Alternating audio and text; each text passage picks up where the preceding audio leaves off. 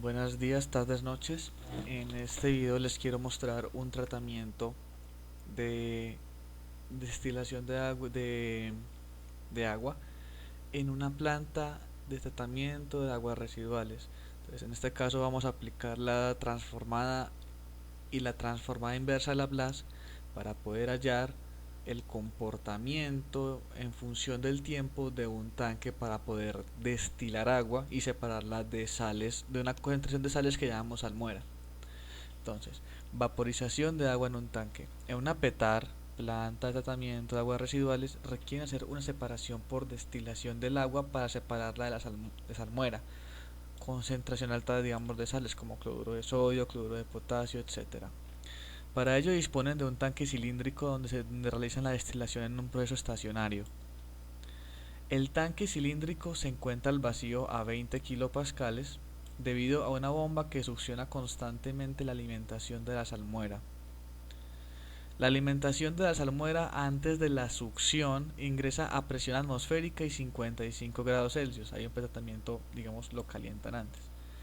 Después de la succión entra a 20 kilopascales, acá hay una caída de presión importante, entonces hay que tener en cuenta que para soportar una caída de presión casi de más de 80, aproximadamente 81 kilopascales, pues hay una instrumentación bastante importante en el sentido de que no se va a dañar por la caída de presión o va a haber una caída de presión escalada, o sea, primero van de 101 a 100, luego a 90 y así para no dañar los instrumentos. La cosa es que pasan de presión atmosférica a presión a este vacío y pues se puede hacer de muchas formas para no dañar nada y que sea menos costoso.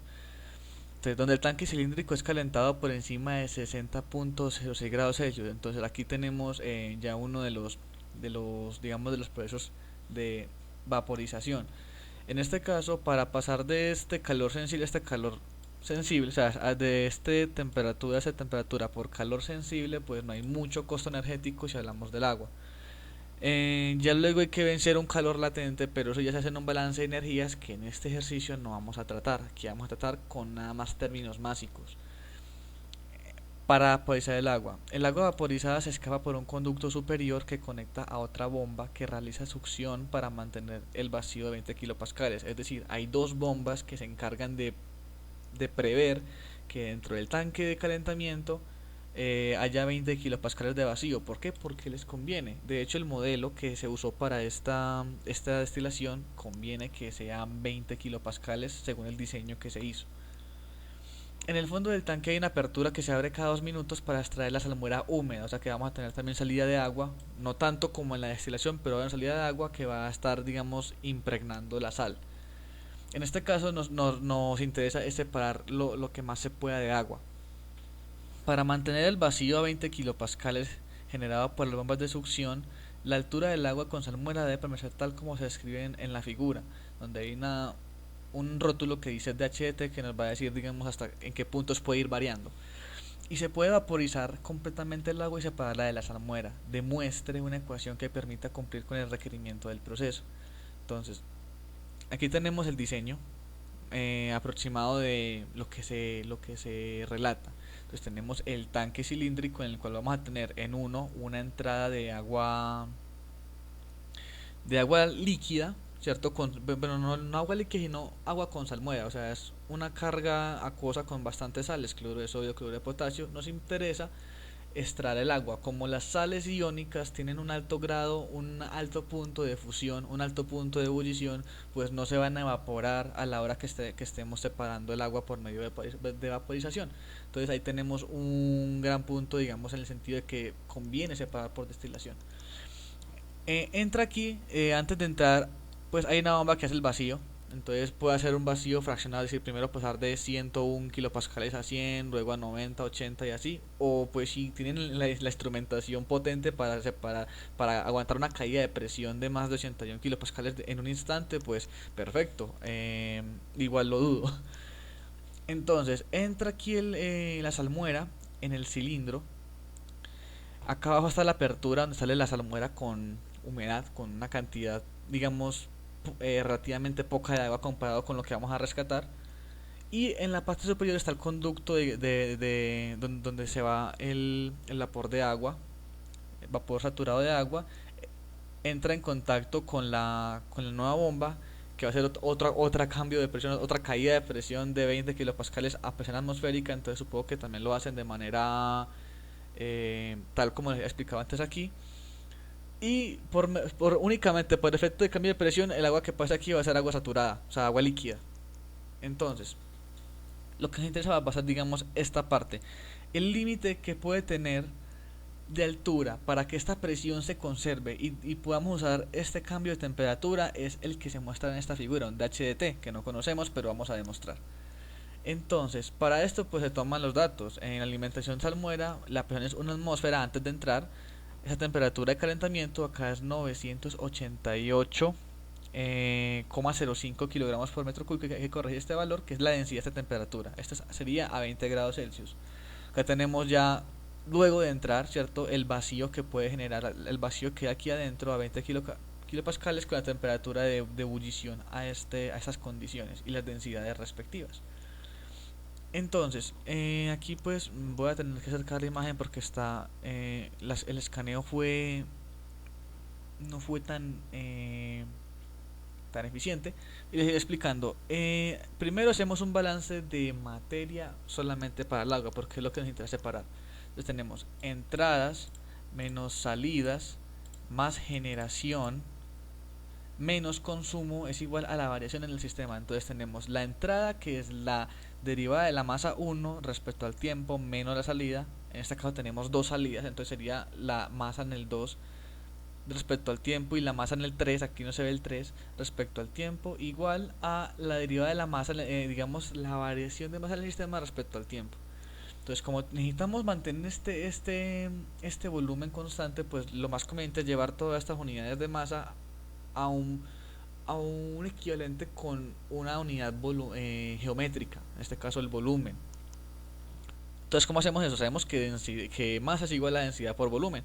Entonces, pasamos esta masa, entonces, sería la derivada de densidad 1 por volumen 1 sobre dt menos la densidad. O sea, lo que hacemos es simplemente cambiar en cada para que tengamos masa por densidad por volumen para todo. Y esto es una igualdad, no se ve muy bien, pido disculpas por el escaneo que no fue muy eficiente.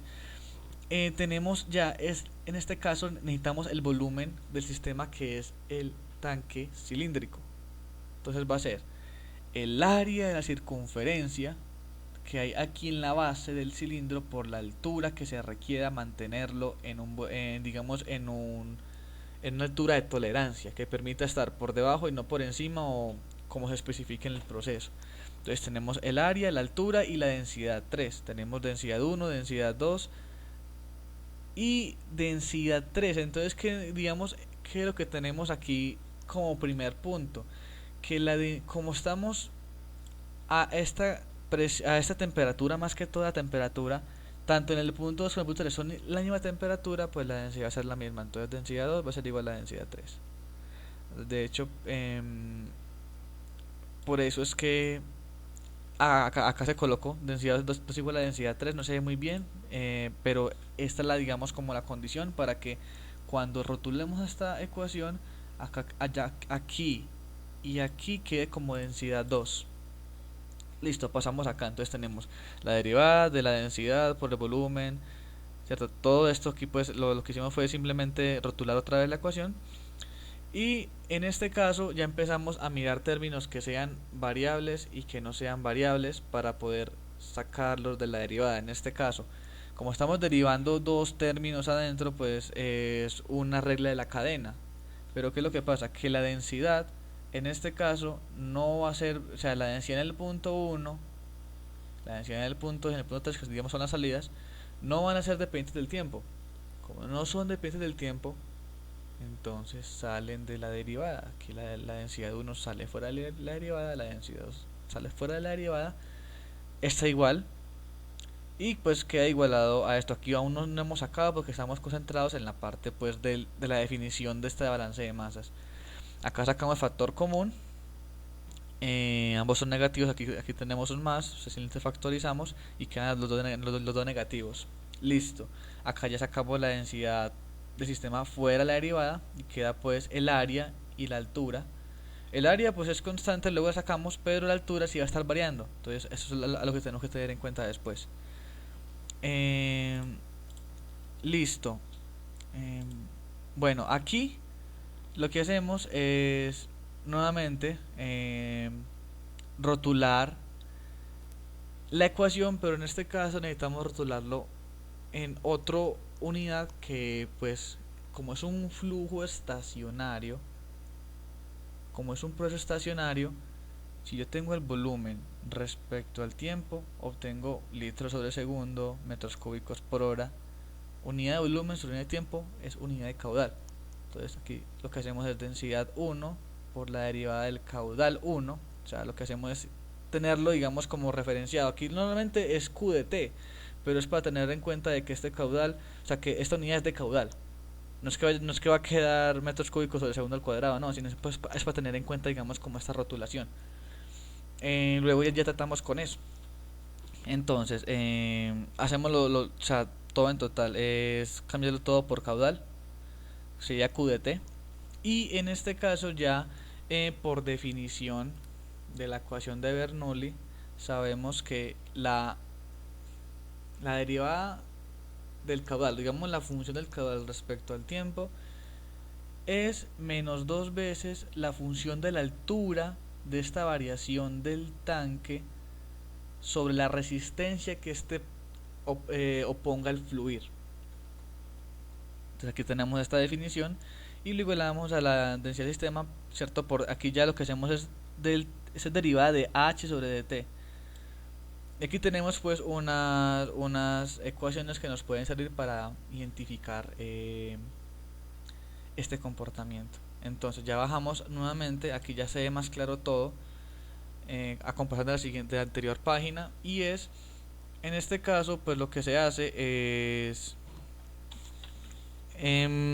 rotular la ecuación y luego después de que se rotula la ecuación, en este caso como teníamos acá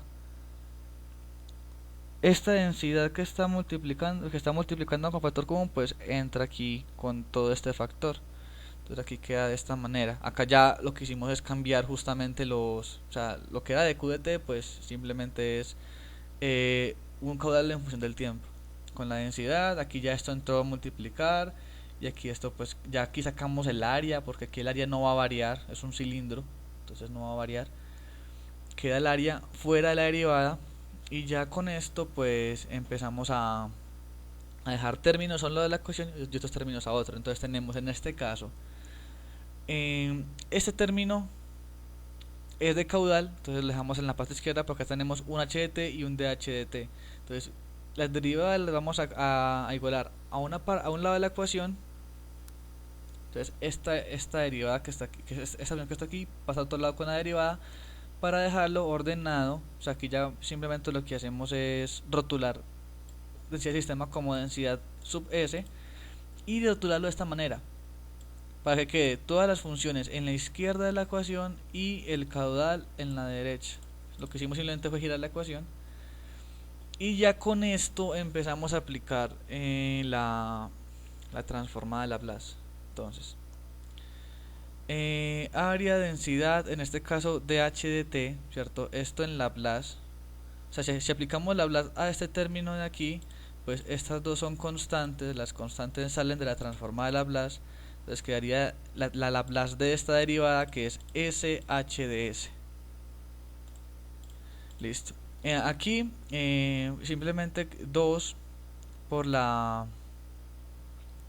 2 por la densidad 2 de h de t sobre r, pues esta Laplace es h de s y 2, densidad de 2 y r son constantes, entonces pues sería la Laplace solamente para esta función. Y la Laplace para esta función del caudal en función del tiempo, pues simplemente sería q1 de s, que es el equivalente a este h de t, con la densidad que es constante. Entonces aquí lo que hacemos, pues como tenemos dos funciones h de s, ¿cierto? Que están aquí y acá, sacamos el factor común de ellas y dejamos en el interior, digamos, lo que tenían en común.